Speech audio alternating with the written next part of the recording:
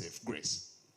Every mother anticipates cuddling their newborn, cherishing precious moments together and witnessing their growth. However, some mothers are unable to witness this experience because of pre-eclampsia. Pre-eclampsia is a pregnancy complication that is characterized by high blood pressure.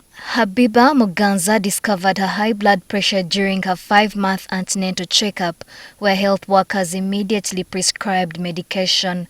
However, the news left her covered in worry.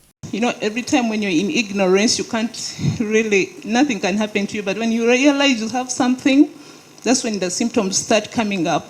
Muganza struggled with fatigue, finding even short walks exhausting, although she had to continue juggling household duties and caring for her children. The medication at times is so expensive. And at times in our hospitals, we lack the medication. They can give you only for that particular time. Then you have to, for the pressure, you don't have to miss. She delivered her baby by cesarean section long before she was due. While the exact cause of pre-eclampsia is not known, several factors are believed to contribute its development, including first-time pregnancy. Experts also point to a history of the condition, existing high blood pressure, among others. Pre-eclampsia without severe features, usually you don't have symptoms until you go and they check and they find you have high blood pressure, you have some protein in urine. Now, the severe features come in, that's where you need admission.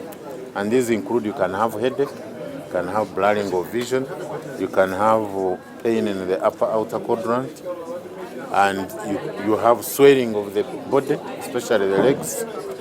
And then once you ignore this condition, then you start fitting Quesica, which is generalized tonic-clonic Quesica, not just Quesica on one side. It's usually the whole body. Pre-eclampsia is the leading cause of maternal death in most of the referral hospitals, with one of the problems being mothers presenting late. On average, in a month, we have 150 mothers with this condition. Out of those 150, on average 10 have what we call eclampsia, or the fits, the severe form of the PET. Many times we deliver them prematurely, so the babies die because of prematurity.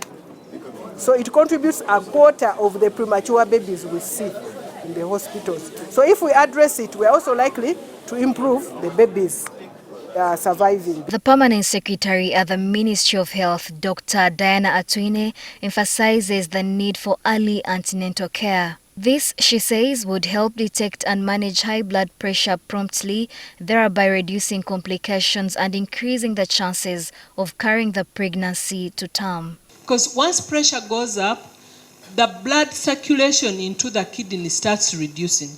And the kidney is very sensitive to low pressures of blood. And therefore, it starts failing. When it starts failing, the toxins that is supposed to expel out of the body starts accumulating in the body. They should continue having what we call postnatal care. Visiting the health facilities, you must be checked at 6 hours, checked at 6 days, and checked also at 6 weeks. And those are the 3 postnatal care visits that we recommend. Otherwise, the blood pressure can actually increase when you're in this period. That's called postpartum period.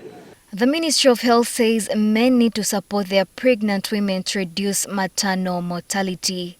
She's cooking, she has children, she has what? And men are busy yapping.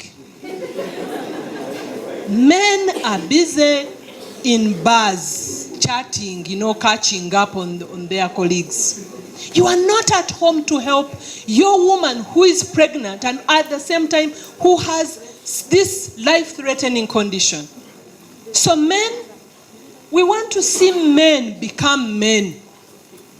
We need to see men. We are not seeing men. We are seeing. The Ministry of Health is boosting knowledge of health workers on the condition and has developed a framework to effectively manage this condition.